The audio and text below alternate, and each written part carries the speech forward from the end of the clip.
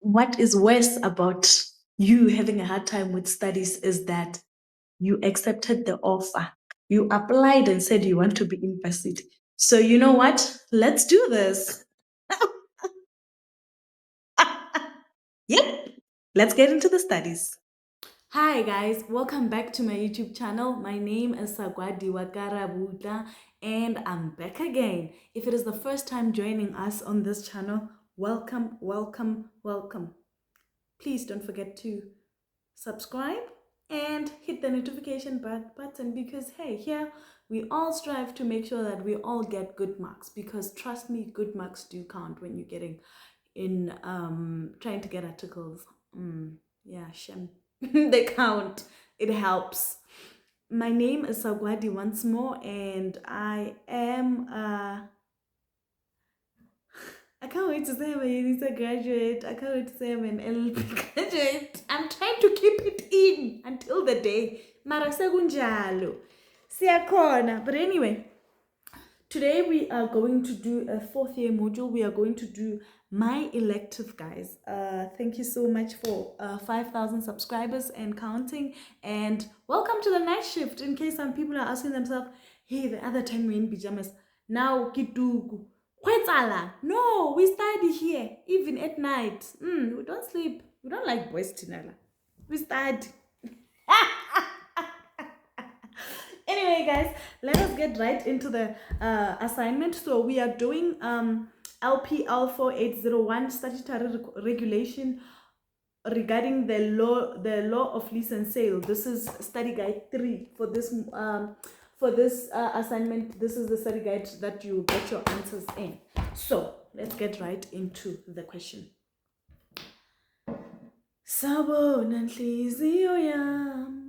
Okay, I'm just gonna get into the question because you guys already know the story in fourth year. Come on now. The question reads: Thandi is the sole owner of a catering business, Happy Snacky, which provides food catering services. Thandi wants to buy a second-hand VW Caddy to use in her business, and Prestige Bank agrees to sell the vehicle to Thandi on credit. The agreement is signed at Thandi's home on the 2nd of May, and possession and use of vehicle is given to her immediately. The agreement makes provision for the sale of a vehicle food stores at a price of 250,000 payable in monthly installments over 3 years, and provision is made for the payment of fees and interest. The agreement contains a clause that the ownership of the vehicle will only pass to Thandi once she has satisfied all her financial obligations under the contract. Now, that's the scenario. Let's go right into question A. Advise Thandi on whether the National Credit Act 34 of 2005 is applicable to the agreement. Let's see if the NCA is applicable in this agreement.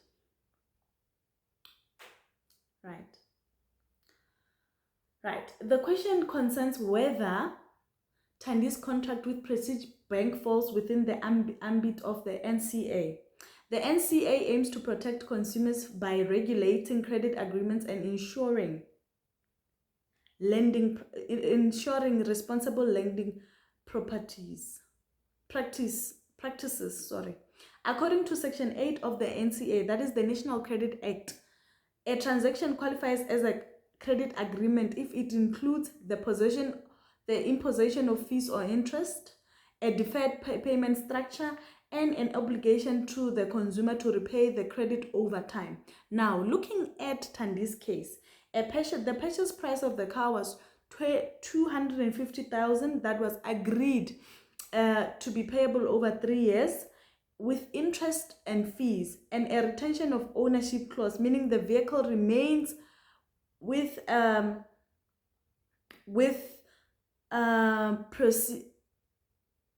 Prestige Bank's property. Okay, meaning the vehicle remains Prestige Bank's property until full payment. So now, when we check the scenario and check the act, we can say that the NCA is applicable to Thandi's scenario because number one, the the National Credit Act 34 of 2005 requires that, or in section 8 has got these clauses that there must be a deferred payment, there must be the imposition of fees or interest, and obligation for the customer for the consumer to repay the credit over time, which in Tandi's scenario is the same. It's applicable because there's a purchase price of 250,000 that is payable over 3 years. That's a deferred payment structure. We have got the interest and fees that it's there in the scenario, and yeah, it's satisfied, so it falls on. It is applicable. Now, question B. Tandy comes to see you on the 5th of May. She has seen a cheaper VW Caddy at a second-hand car dealer and wishes to cancel the agreement with Prestige Bank without incurring any cost. Advise Tandy on her remedies in terms of the NCA.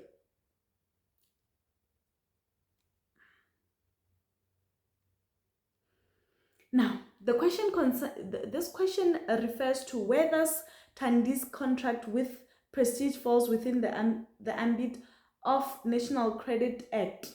The NCA aims to protect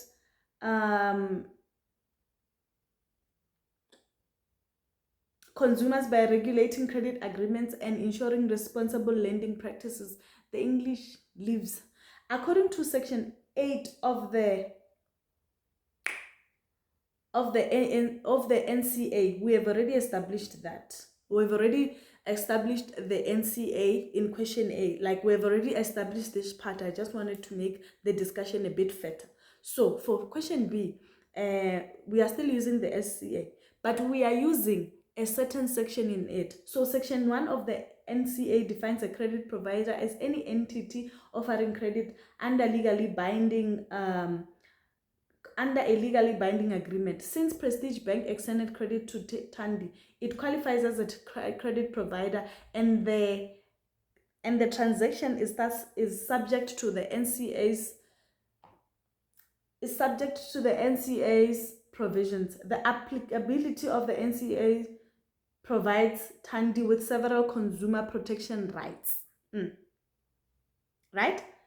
Section 92 of the NCA reads that there is a right to full disclosure of credit terms. There is also, under section 121 of the NCA, cancellation rights offers cancellation rights under specific circumstances, and section 80 offers protection against reckless lending. Okay, since the agreement falls under the NCA within the NCA scope, Prestige Bank must ensure compliance with these legal provisions. So yes, Tandy can use the NCA in order to cancel and have no legal implications or legal ramifications by using any of the three. She can cancel under specific circumstances, or if they are looking at the contract and they see whether there was some reckless lending, there was some biased and reckless lending that Tandy was not aware of, she can cancel the contract without incurring any costs. I hope I make sense. Right, let us move on to C. This was a very easy assignment, guys. Tandy comes to see you a year after signing the agreement. She is experiencing financial difficulties and informs you that she will not be able to cover the full amount on her next installment due to Prestige Bank. Prestige Bank did not do a proper credit assessment prior to the conclusion of the agreement. Advise Tandy on her options in terms of the NCA.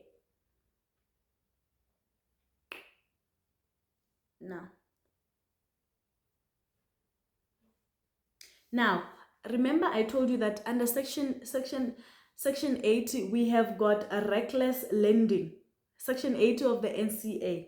Section 81 of the NCA mandates that credit providers conduct affordability assessments before granting loans, and failure to do so constitutes reckless lending, which occurs when the credit provider fails to assess the consumer's ability to afford the loan, or the consumer is granted credit despite being over indebted. If Prestige Bank, according to the statement, did not do or conduct a proper affordability check, Tandy may apply to the National Consumer Tribunal to have the agreement declared reckless.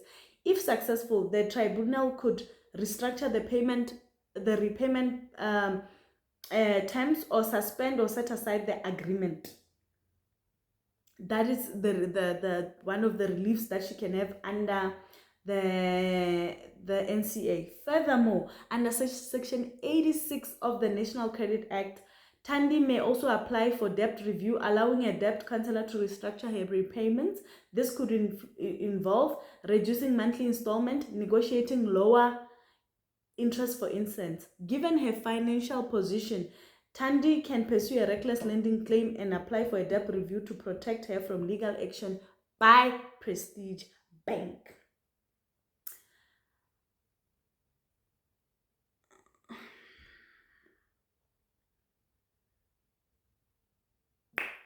And that is it. That is it for question C. Let's move on to question D. Soon after Tandy took possession of the vehicle, it starts leaking oil. Tandy informs Prestige Bank, but is informed that the vehicle has been sold Voetstoots.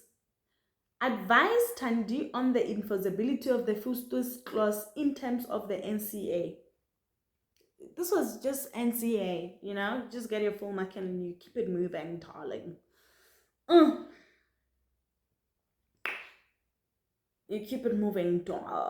Okay, let's go on to D. Okay.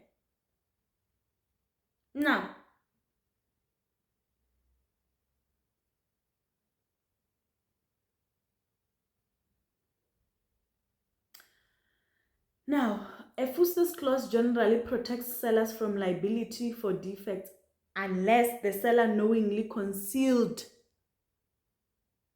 defects. So the Voetstoots clause generally protects sellers from liability for defects unless the seller did not disclose that there is defect on the product, or the consumer protection laws override the clause. Two things, right? Under Section 56 of the CPA, the Consumer Protection Act of 68 of 2008, consumers have a right to return defective goods within 6 months and receive a repair, replacement, or refund. Hello? Those phones you buy on Instagram, you have rights. Since the CPA applies to all consumer transactions, it overrides the Voetstoots clause in this case. Tandy can demand repairs or refund if the defect was present at the time of the sale. Remedies that are available to Tandy include: challenge the Voetstoots clause in court, arguing that Prestige Bank concealed the default. Lodge a complaint with the National Consumer Tribunal. Thus, the Voetstoots clause is unenforceable and Tandy is entitled to legal remedies under the CPA. The law of lease and sale. Very easy. I will see you on the next video that is just coming after this one, because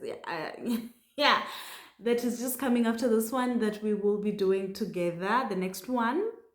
We'll see you in the next one, and good luck with preparing for exams that are upcoming in June. I see that timetables are already out. Thank you so much for being part of my channel, and I want to tell you, if this is your elective, this is a clean distinction. If it's not a distinction, it's definitely 60-70 going up. I love you so much. I'll see you in the next one. Mwah!